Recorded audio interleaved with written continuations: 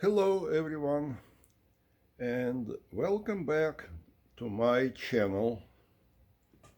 I'm very happy to see you here, and today we're going to be doing the part 1 of the short 2-part series I would like to do, basically showing you how to do a low-cost external tube head preamp.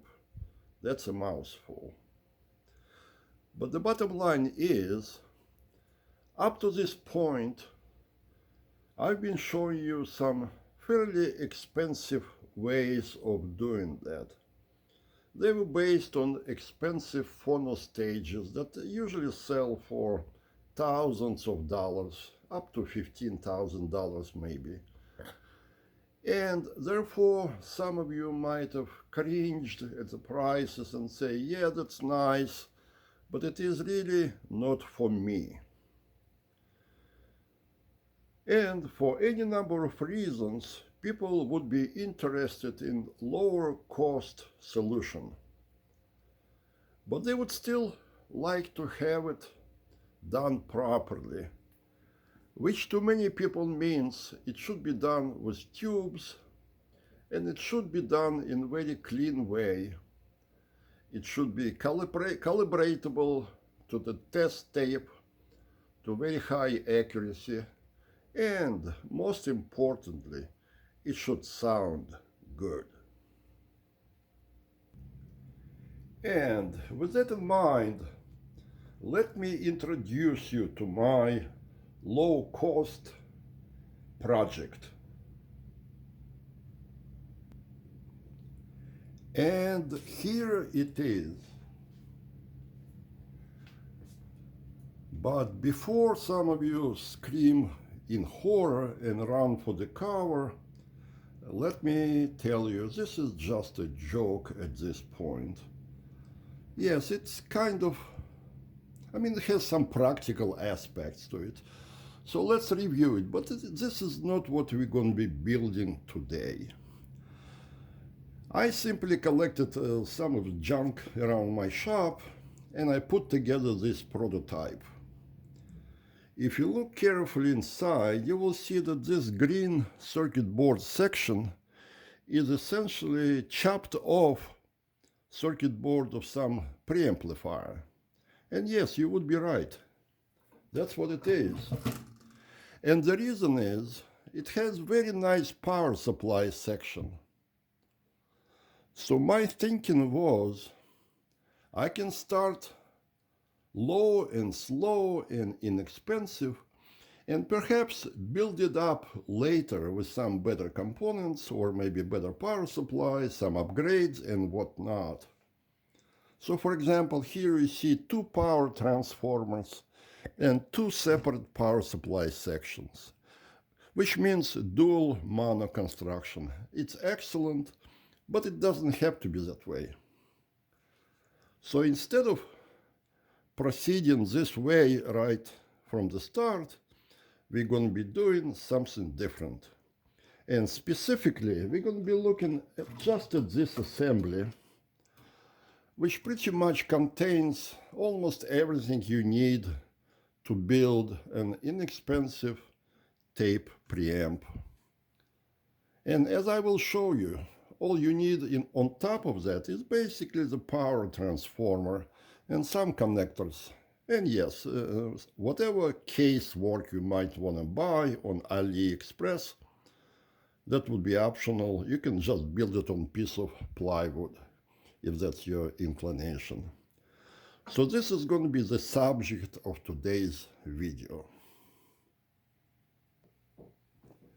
And so, since I promised you an inexpensive solution, this is going to be what we are considering today and what we're going to be building our tape preamp around.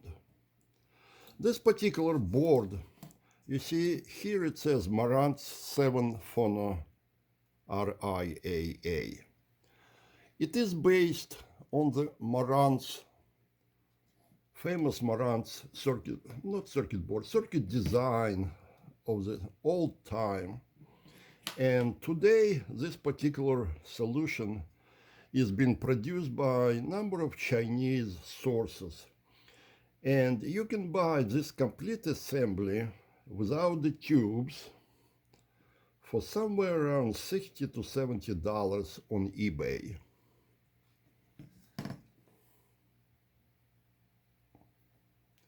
Here we see one such link, and if you look closer you will see it's offered for $40, but that $40 only includes the circuit board without any parts. If you would like to buy it with parts, it's going to be about $60, and for $75 or so you can get fully assembled board, again without tubes. You have to add the tubes, which will cost you anywhere between $60 and $100, and some kind of power transformer, which will be additional expense, of course. But all told, the whole circuit can probably be built for under $200. And then you have to add the particular metal case if you like it, possibly purchased on AliExpress for maybe $50 or so. And then you are basically all set. Or are you? We don't know the answer to this question yet. And that's the reason for my splitting this video into two parts. In the first part, we're going to be looking at the unit itself, its circuit diagram, a little bit on the theory of operation, and what it takes to convert this particular unit to head preamp with proper equalization. You will have to take some steps, because as this label says, it comes with RIAA equalization, which is proper for phonograph or to play your records.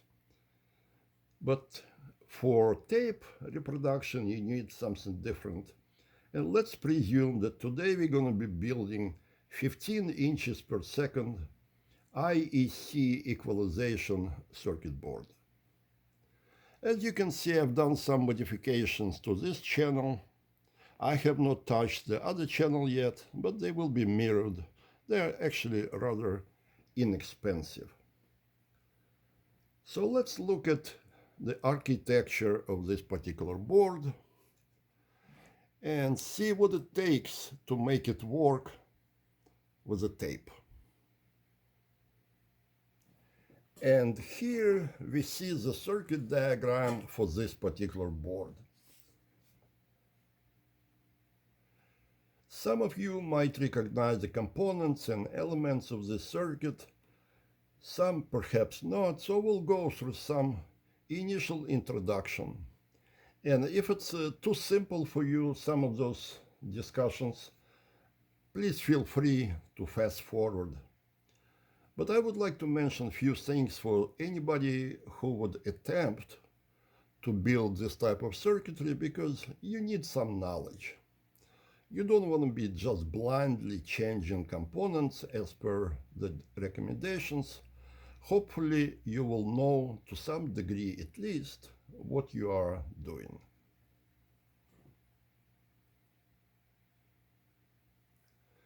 The basic circuit been around for decades, and even today you will find this particular implementation in some very well-known products. You can even find it in some products costing tens of thousands of dollars. Okay, so they will definitely tell you that they're using better tubes, better components, and whatnot. But the general architecture of this build block remains the same. So let's go through some pluses and minuses of this particular circuit. Definitely among the pluses are the low cost. That's probably number one reason we're talking about it today. Okay, with tubes and power transformers, as I mentioned, you're probably looking at anywhere between $200 and $300. You can probably squeeze for under $2. And it is old tubes, which is great. You know, to many people today, just to say it's old tubes has particular attraction. I'm among those people, and I do love the sound of tubes. Therefore, in my case, this would be something I would build if I didn't have access to more advanced products. Based on the history and reputation of this particular product, you can say you should expect pretty good sound out of it because it's been used in very, very respectable products over the decades. And on top of that, if you examine the topology of this circuit, you can see that the modification to different EQ type appears very, very simple. And we're going to delve into that subject in more details, but for now, just take my word, it is easy. But nothing in life comes with just pluses. And let's talk about some things that I don't like. I don't want to call them minuses necessarily, but something which is not my favorites. And number one, it is the choice of the tubes. As you can see, all those tubes are 12AX7 type. I don't like that tube. It is basically high voltage, high impedance, low current, low transconductance tube. And the tubes I like are usually exact opposite. They're high transconductance, low impedance, they run at low voltages and so on, but high current. But be it as it may, this is the choice you have today if you would like to continue with this inexpensive phono, or not phono, tape preamp product. I'm not aware of any other ready-made circuit boards that do something very, very differently. Everything I've seen pretty much revolves around this topology. Number two negative on my list is it is circuit based heavily on negative feedback. I don't like feedback. I never use it in my products. I don't use any global feedback anywhere. But this one relies on it. You essentially have the first gain stage, second gain stage, and then you have the buffer or cassette follower from whence you take feedback loop and close it back to the first stage. That feedback loop does a couple of things. Number one, it stabilizes the gain of the circuit, so it's less sensitive to power supply variations and whatnot. And second, it programs a particular type of EQ into the circuit, and those are the components responsible for EQ circuit parameters. Among other things I don't like is the cassette follower. I never use it myself because it's a 100% negative feedback component. It's very heavily controlled. I think it got a little bit constricted sound, not free-floating sound that I like. So I generally avoid it. But like I said, this is a package deal. Take it or leave it. I'll take it. But there is another thing I don't like. If you look at this board, you will see this tube is voltage rectifier. It provides high plate voltage rectification, so that's one tube that works for 2 channels. And then you see 3 more tubes. So basically this is one tube, you see it here. And then you have one tube serving both channels. In other words, 1/2 of that tube, as shown here, is used in the left channel, and the other half is used in the right channel. And I don't like that with passion. Many years ago, I discovered that even some auxiliary function tubes split between 2 channels always compromise the sound. Like I said, this is not my favorite, but it is a package deal. So today we're going to continue just analyzing the circuit and modification that needs to be done. And in part 2, hopefully we'll have the ready, complete product, and we should be able to use it to play music and pass some judgment about its sound.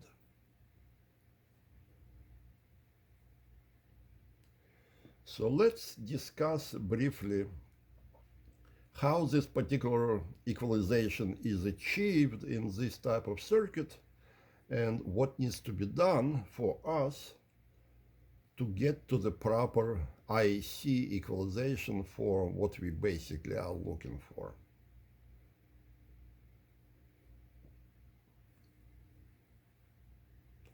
Let's start by looking at very simplified basic architecture of this circuit. You have 2 tubes, triode tubes. Signal comes in the first one, gets amplified, taken out of the plate. Usually we have a resistor here. Fed the second tube, it amplifies it again, and out it goes. This circuit will have lots of gain because each one of those triad is capable of up to maybe 100 of gain. So you say, okay, I can expect the gain of 10,000 in this circuit. No, really, you get less for a number of reasons, but you still have very, very high amount of gain. So the question is, what do you do with this? And the answer basically is you use it to, number one, stabilize the circuit, stabilize its gain, and then to program its response. So the first component you would like to add would be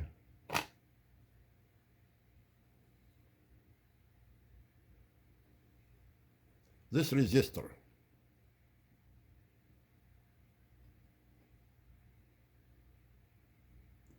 So this resistor, working with this one, they will set the gain of the overall circuit. If you basically divide resistance of this one by that one, you get your gain. Very close to that. So for example, you would like to have gain of 60 dB. In this case, you can say this resistor value must be about 1,000 times the value of that resistor. And it works that way. So if you were to make the plot of gain of this circuit versus frequency, you would guess pretty much kind of like that. Okay, you would get some roll-off at very low frequency, and at some high frequency it will start rolling off as well. But let's say within this range, it's going to be pretty much flat. But obviously that's not what we want from the EQ circuit. And the first component you add to make it work as it should would be a capacitor here.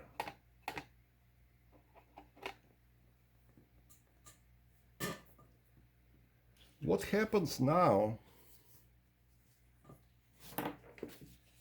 is that this resistor with this capacitor now form a pole, and the result will be this type of characteristic.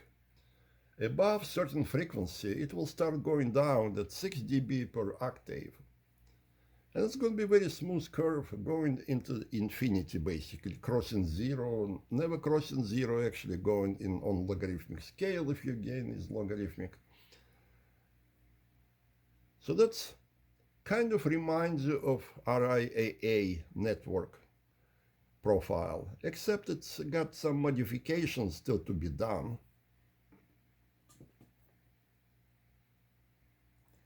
The proper RIAA network has response which is shown here. At some point it deviates from the smooth curve down. It makes almost hard to recognize shelf and then continues to go down. That's very typical RIAA network. And in order to accomplish this particular function, you need few more components. And these components are very easily identified on this diagram. This is basically the primary pole components. And then you have, let's say you have just this resistor. It will basically stop your response from continuing to go down in a smooth way, and it will make a shelf. It will become flat at some point. That point will be governed by the value of this resistor. Now that reminds me of IEC network EQ. And you're right, we're kind of getting there. Except in the case of RIAA, you have a couple of additional components, which is basically to provide this particular slope here. Those two components will guarantee that this shelf does not continue forever, but instead it starts going down. In IEC situation, we don't need that particular drop, and therefore those components should be removed, just plain removed from the circuit board. And what we're gonna have left will be those resistor, capacitor for the prime pole, and this resistor that will control the frequency of the shelf.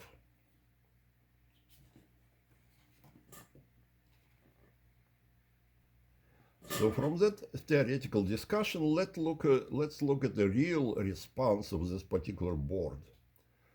Here you see the original RIAA response of the unmodified board. And it works very well for the phono, for the LP playback. But as I mentioned before, we need something different.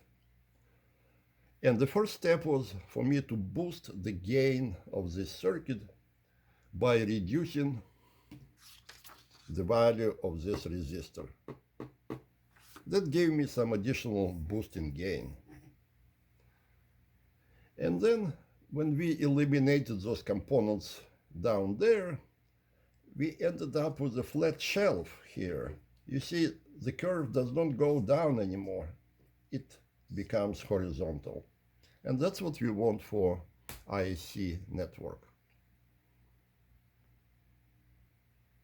Where exactly this transition happens will be done through calibration procedure.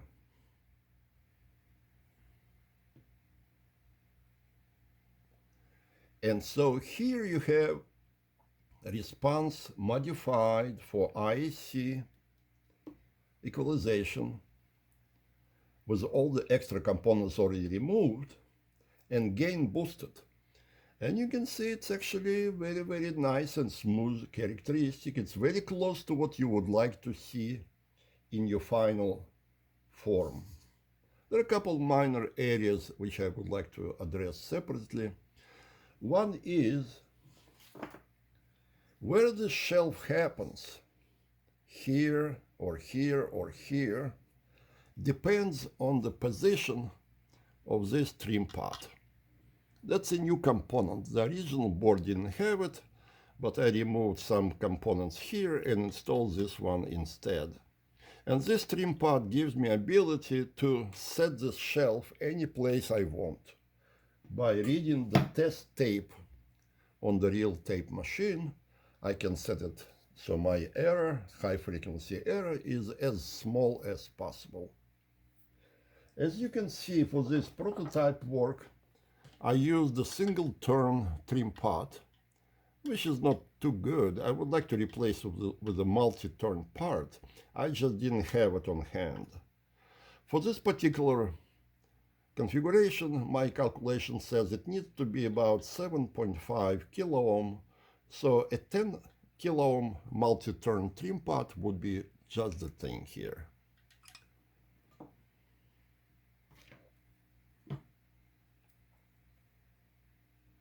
So that pretty much does what we need to do for our goal of achieving the IEC equalization. The gain is respectable in this case. 1 kilohertz gain is about 43 dB, which is not too bad because the tape head on the machine that I've identified as a mule for this particular project is a moderately high inductance head. So the output of the head will be fairly high, and we don't need all that huge amount of gain. So my prediction is that the 43-45 dB of gain is going to be sufficient. Now, if you look at the low frequency area, you will probably notice that it's not completely resolved. In IEC standard, the low frequency response should be continuing going straight like that into zero frequency. Of course, that never happens, so you have to stop someplace. And you can see in this particular case, the error at 30 Hertz is already very small. Maybe it's a couple dB, maybe 1 or 2 dB at most. I would say it's acceptable because we're not building a true high-end product, and most likely your room response in this area is going to be atrocious anyway. So I would say such a small difference, such a small error at 30 Hertz is acceptable. I already made this area a little bit more linear by increasing the value of this interstage capacitor. I put one smaller part in parallel and made it a little bit more extended in low frequency area. And we'll cover that too. It's a simple change. But overall, at the level of just circuit analysis and looking for fitness for this particular application, I'm very pleased. I think it's heading in the right direction. And hopefully by the time we compare it or connect it to the tape drive, we're going to get very good sound. That's my expectation anyway. And with all that said, we are almost out of time. So let me play some music.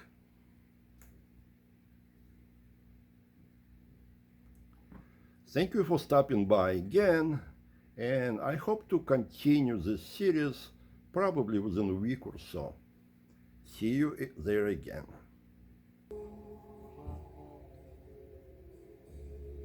Thank